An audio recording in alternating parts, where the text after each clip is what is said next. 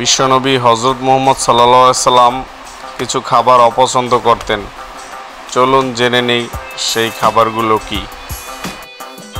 খাবারগুলোর মধ্যে প্রথমেই আছে পেঁয়াজ ও রসুন।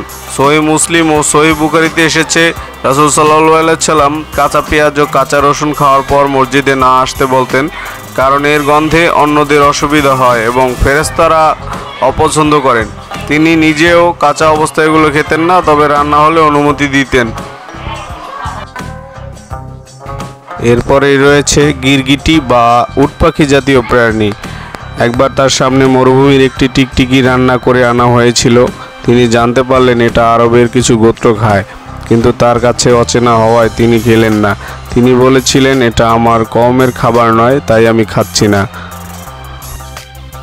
এরপরে আছে চর্বিযুক্ত অতিরিক্ত তৈলাক্ত মাংস। কিছু বর্ণনায় এসেছে খুব বেশি চর্বি বা তেলযুক্ত খাবার তিনি পছন্দ করতেন না। তিনি হালকা সহজপাচ্য খাবার বেশি পছন্দ করতেন। অতিরিক্ত বিলাসী বা অপচয়পূর্ণ খাবার তিনি পছন্দ করতেন না।